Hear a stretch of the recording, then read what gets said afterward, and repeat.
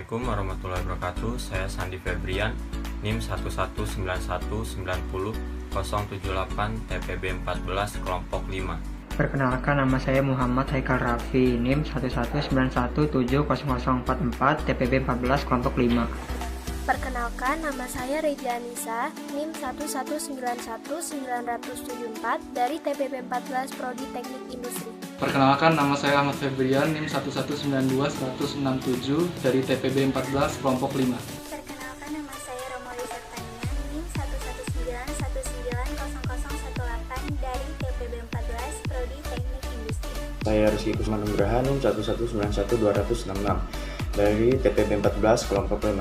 Di sini kelompok kami ingin menjelaskan fenomena bintang Swift untuk menyelesaikan tugas RBL Fisika. Terima kasih. Baiklah, saat ini saya akan menjelaskan tentang fenomena bintang Swift dan alasan kenapa kelompok 5 membahas tentang fenomena bintang Swift.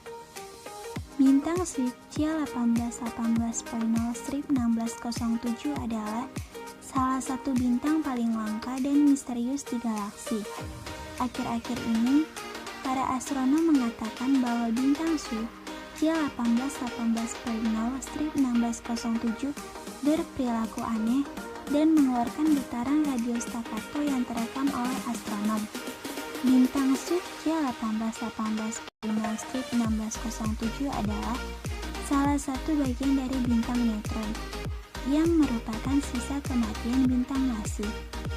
Bintang Swift merupakan kelas langka bintang neutron yang berputar dengan relatif lambat, sehingga astronom dapat menyimpulkan bahwa bintang ini memiliki beberapa medan magnet terkuat di semesta. Dengan adanya bintang neutron, sinyal radio yang ada di galaksi semakin teratur. Hal ini membuat bintang Swift C1818.0/1607 menjadi satu dari 5 bintang yang dapat menghasilkan gelombang radio. Gelombang radio merupakan bagian dari gelombang elektromagnetik yang memiliki beberapa manfaat. Hubungan antara bintang Swift C1818.0/1607 dengan gelombang radio inilah yang akan menjadi topik pembahasan RBL kelompok 5 TPB 14. Bintang menghasilkan energi dari fusi nuklir dalam bentuk elektromagnetik dan partikel yang kemudian dipancarkan ke ruang angkasa. Satu hal yang perlu kita ketahui, bintang dapat memancarkan cahaya karena bintang mampu memproduksi energi dengan cara menggabungkan atom-atom yang dimilikinya. Sebagaimana bintang neutron bisa dibilang berbeda dengan bintang biasa karena menurut astronom bintang ini memiliki gravitasi, medan magnet, massa jenis, dan suhu dengan porsi yang lebih besar daripada bintang-bintang lainnya. Menurut para ahli, emisi radio yang berdenyut dari bintang Swift J1818.0/1607 memiliki banyak fenomenologi yang sama dengan magnetar pengeras suara radio atau bintang neutron lainnya, seperti tingkat polarisasi linear yang tinggi, subpulsa yang meledak, dan kepadatan flux pulsa ke pulsa yang sangat bervariasi, terang. Bintang Swift bukan seperti bintang lain yang mengeluarkan cahaya terang. Bintang ini justru bercahaya tidak terang alias redup, sehingga sangat mustahil apabila kita ingin melihatnya dengan mata telanjang. Sehingga bintang jenis ini hanya mampu dianalisis menggunakan gelombang radio. Para astronom melakukan pengamatan bintang Swift menggunakan sistem penerima ultrawide bands atau UWL dari teleskop radio CSIRO 64M Parkes. Dengan menggunakan teknik inferensi Bayesian, astronom dapat mengukur properti broadband dari waktu rata-rata spektrum polarisasi dan menganalisis sampel pulsa tunggal yang cerah dan diamati sekitar 3 jam. Pengambilan sampel yang mencakup pita UWL lengkap dari 704 sampai 4032 MHz dengan informasi Stokes lengkap dicatat menggunakan Medusa Beacon dan koheren Dedisker pada DM 700 BCCM-3. Sekitar 35% dari 3.328 saluran frekuensi sangat terkontaminasi oleh interferensi frekuensi radio RFI yang kemudian dikeluarkan dengan menggunakan standar FAS dan FASI. Pada gambar pertama, merupakan gambar dari profil polarisasi dari bintang Swift, di mana rata-ratanya lebih dari 13 subband dari 3656 MHz ke 809 MHz. Masing-masing mencakup 256 MHz bandwidth. Hitam mewakili intensitas total, merah mewakili polarisasi linear, sedangkan biru mewakili polarisasi sirkularnya. Sedangkan gambar kedua merupakan satu pulsa dari bintang Swift, di mana panel atas dan tengah menunjukkan sudut posisi dan profil polarisasi terintegrasi. Saat lipat data pada periode rotasi P sama dengan 1,363 S, para astronom mendapatkan profil polarisasi pita lebar dan pengukuran kepadatan fluks yang mencakup frekuensi radio antara 704 hingga 4032 MHz. Setelah mengukur dan kemudian mengoreksi pengukuran rotasi pulsar 1442 plus minus 0,2 radian M-2, ditemukan juga profil radio adalah antara 80 sampai 100% terpolarisasi linear di seluruh band pengamat luas, dengan sejumlah kecil depolarisasi pada frekuensi rendah. Spektrum yang curam dan kenaikan temporal dalam kepadatan fluks memiliki beberapa kemiripan dengan perilaku pulsar yang bertenaga magnet, seperti rotasi pada PSR J1119-6127. Hal inilah yang membuat para astronom berspekulasi bahwa bintang Swift dapat mewakili hubungan tambahan antara pulsar bertenaga rotasi dan magnet.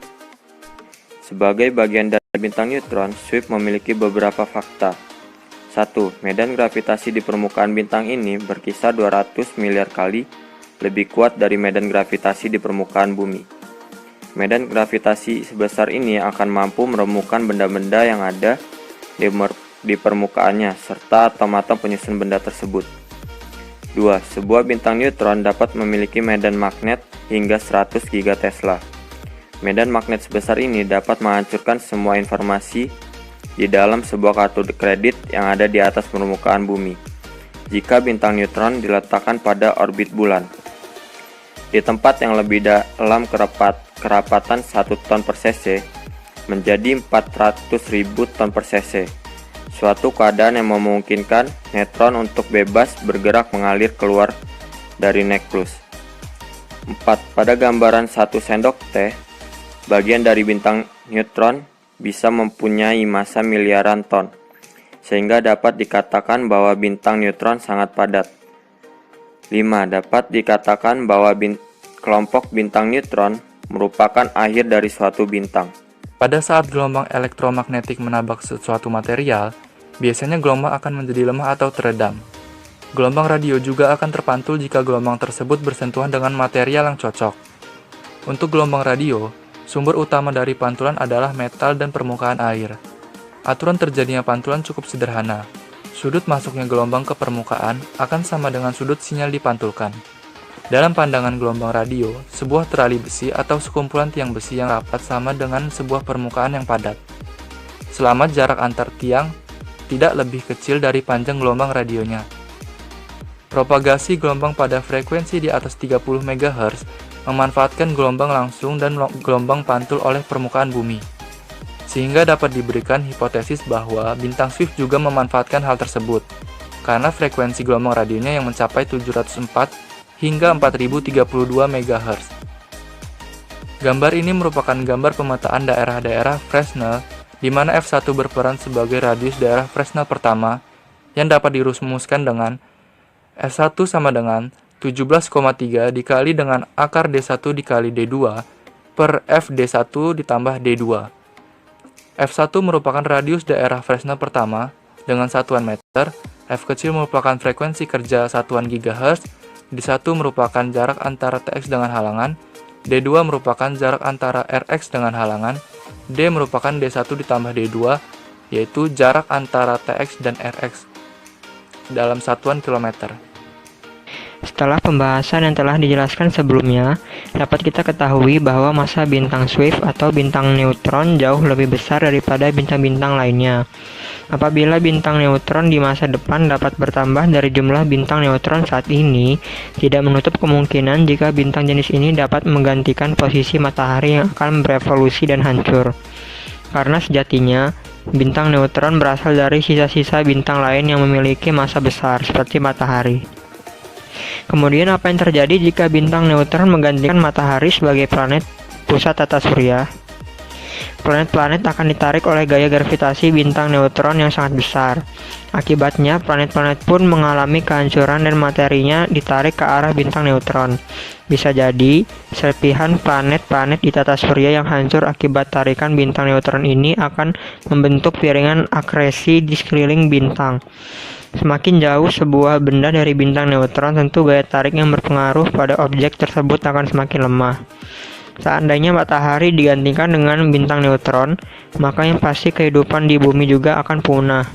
Dan apabila yang kita gantikan itu bukan bintang neutron, tapi bintang bermassa besar yang kelak akan jadi bintang neutron, maka tata surya pun tidak akan bertahan.